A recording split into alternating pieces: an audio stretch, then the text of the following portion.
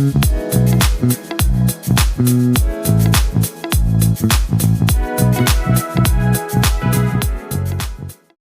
sahabat sastra, selamat datang di podcast Apresiasi Sastra, tempat kita berbagi makna dan rasa di balik karya sastra Indonesia.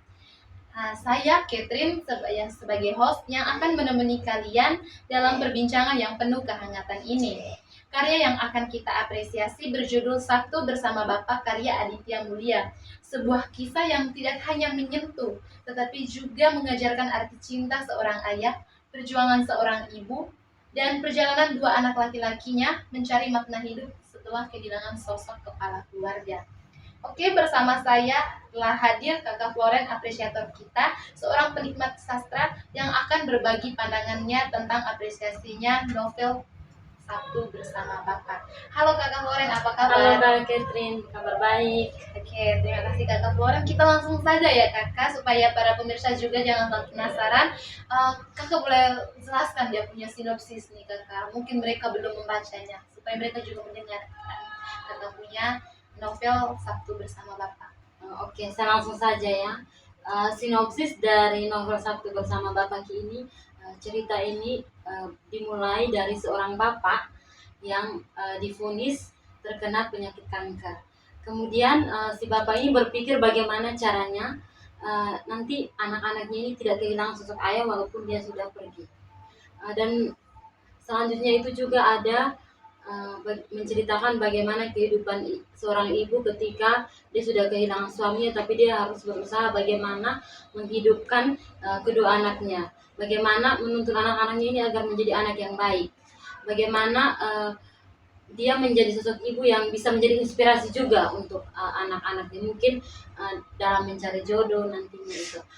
Dan juga di dalam novel ini juga seorang bapak ini sangat-sangat luar biasa menurut saya, karena menceritakan bahwa ada seorang bapak yang sebelum dia meninggal atau sebelum dia pergi, dia menyimpan atau merekam setiap nasihat-nasihat yang nantinya kemudian diberikan untuk anak-anaknya itu setiap hari.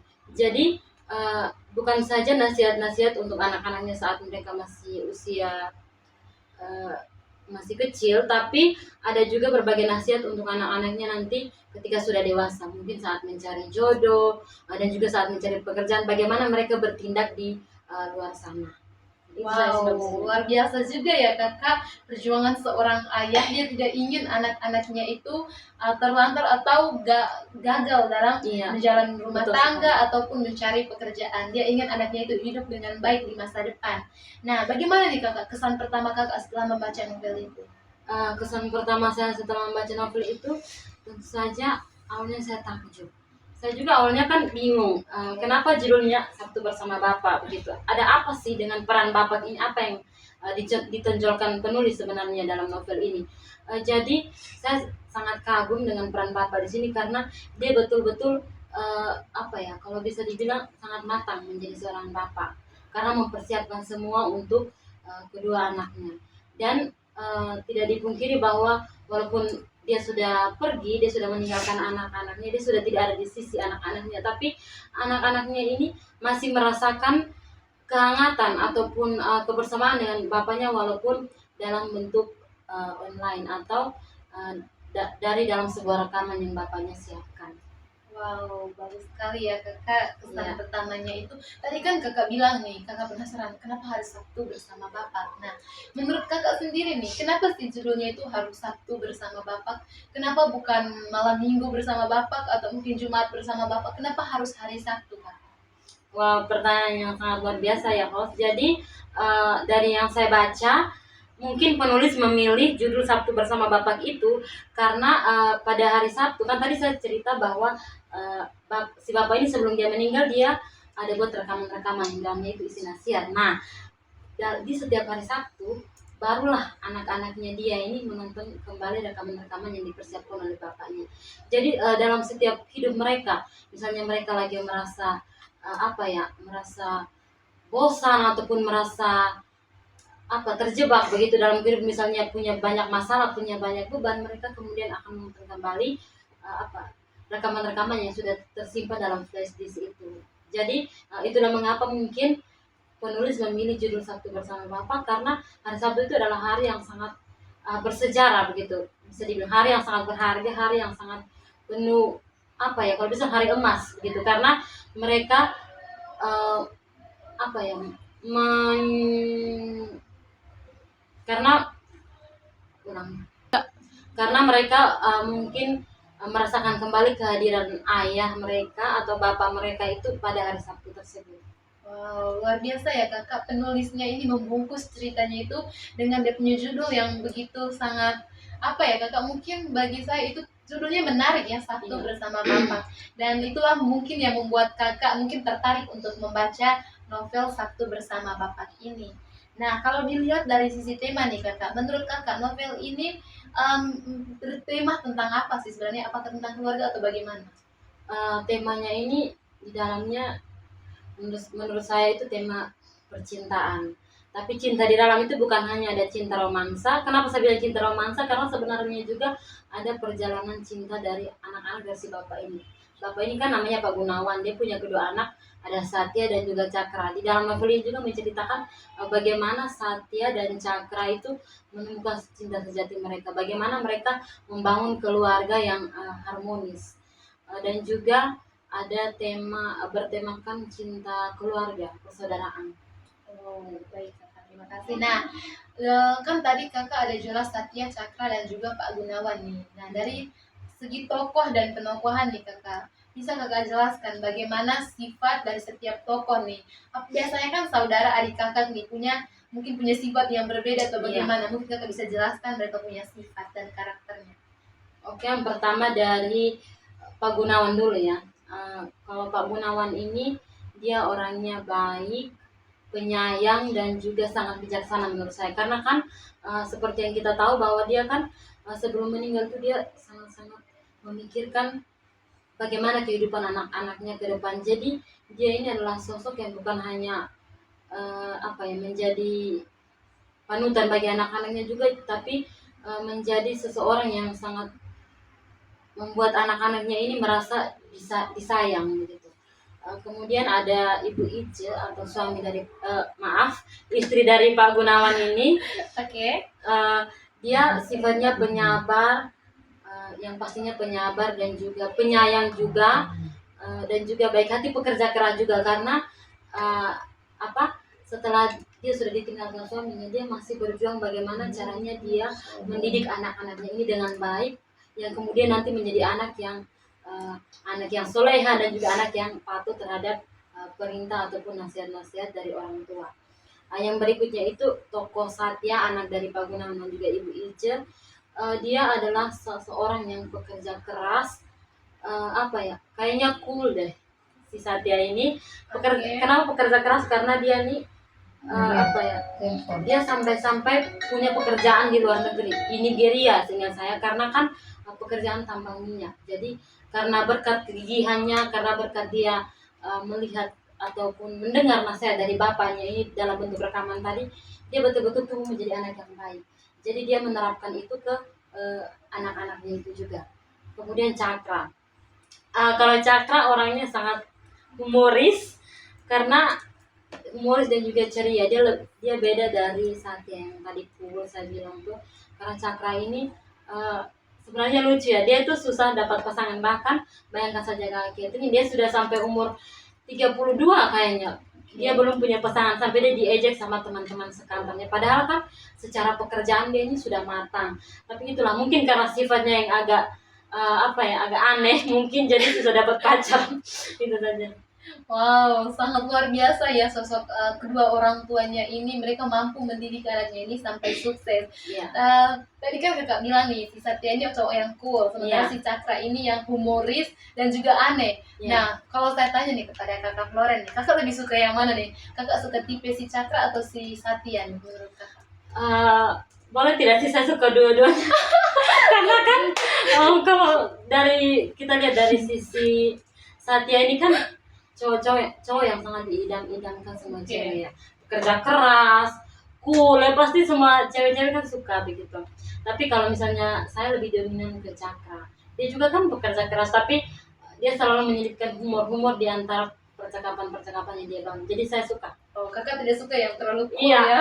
Tapi kan itu juga bagus loh kak. Cowok yang cool atau dingin itu nanti susah didekati oleh cewek-cewek. Mungkin hanya kakak yang akan dia perhatikan bagaimana. Itu makanya saya tidak terlalu suka dengan karakter Satya, dan juga tidak mau nanti kalau misalnya punya pacar terlalu cool gitu, karena ya seperti saya mah agak humoris biar agak lebih hidup, karena saya juga orangnya sangat kaku. Jadi mungkin kalau punya pasangan seperti Cakra ya saya senang. Wow, berarti sebuah anugerah ya mendapatkan tipe laki-laki yang humoris seperti Cakra. Oke nih kakak, selanjutnya ini kita ke alur nih. Menurut kakak nih, novel Sabtu Bersama Bapak ini, itu alurnya itu campuran maju atau mundur nih kakak? Kalau alurnya itu alur campuran, karena yang tadi kayak saya bilang dimulai dari ketika Satya dan Cakra masih kecil, kemudian perjalanan mereka menjadi dewasa itu selalu ada momen-momen di mana mereka flashback atau mengingat kembali bagaimana kehidupan masa kecil mereka bersama ayah mereka, tapi juga ada bagaimana mereka kemudian mencari jodoh, mencari pasangan, dan juga bagaimana kehidupan rumah tangga mereka setelah kepergian ayahnya. Itulah kenapa saya bilang alurnya campuran. Oh, luar biasa ya kakak. Nah, menurut kakak ini, kenapa sih ayahnya Satya dan Cakra ini atau Pak Gunawan merekam momen atau nasihatnya? Kenapa dia tidak menasihati secara langsung kepada mereka, dan kenapa dia harus membuat sebuah rekaman? Menurut pendapatnya kakak sendiri itu seperti apa? Wow, pertanyaan yang luar biasa lagi ya. Lagi-lagi pertanyaan yang sangat menentang.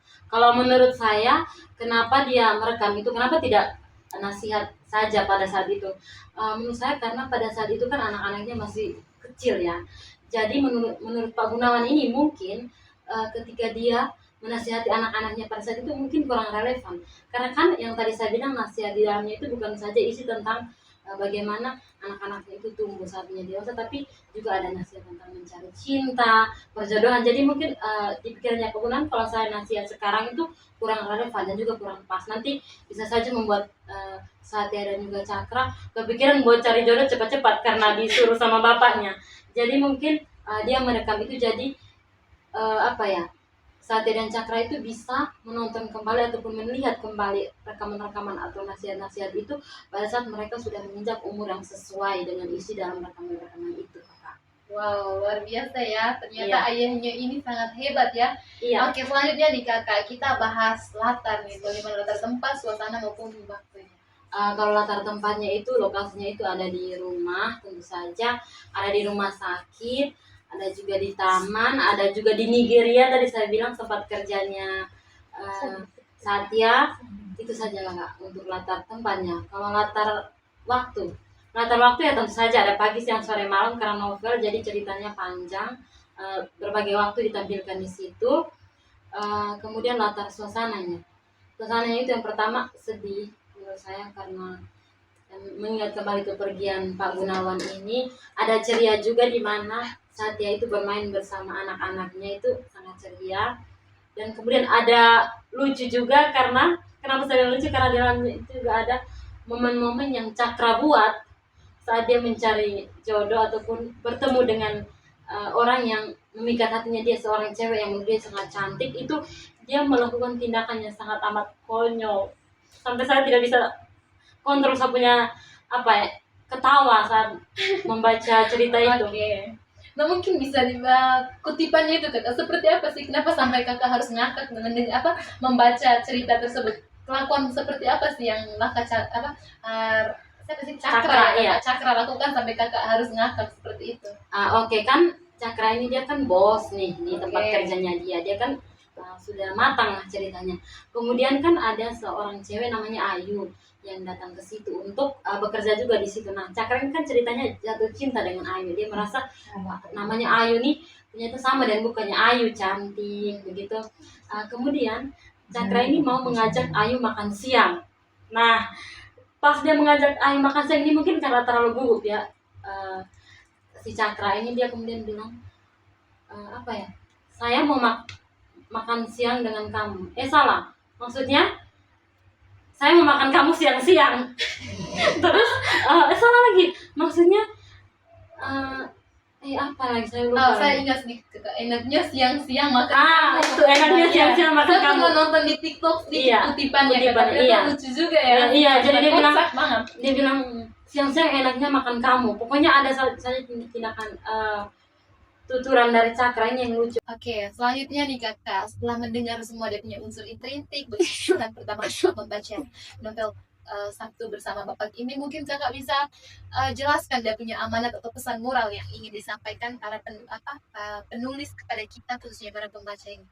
Oke, jadi menurut saya amanat ataupun pesan moral yang sebenarnya ditonjolkan penulis dalam novel ini adalah bagaimana ketika kita sudah menjadi seorang ayah, kita kemudian memikirkan kembali bukan hanya diri kita, tapi juga anggota keluarga yang ada dalam situ. Karena ketika sudah berkeluarga berarti bukan hanya satu orang, tapi kita juga harus memikirkan anggota lainnya.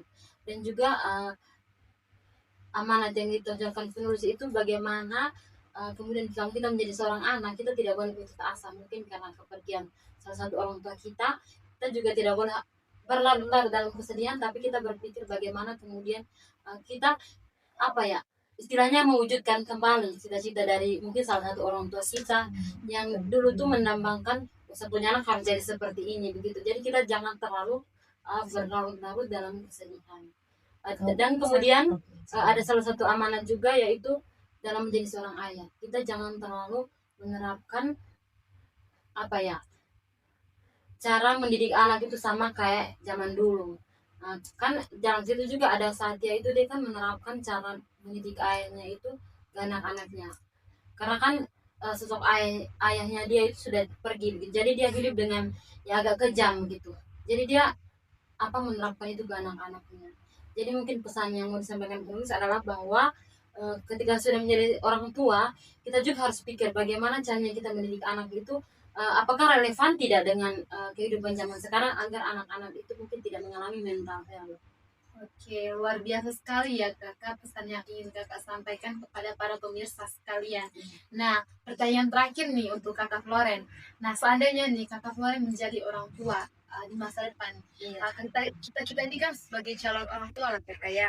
Nah, setelah membaca novel Sabtu Bersama Bapak ini, bagaimana nih cara kakak nanti mendidik anak-anak kakak? Apakah seperti Pak Gunawan ini, atau kakak punya cara tersendiri mendidik anak? Mungkin kakak bisa menjadi ibu yang lembut seperti Nikita Willy, atau kakak menjadi orang tua yang kejam tetapi mampu mendidik mereka, seperti apa nih kakak? Bisa dijelaskan?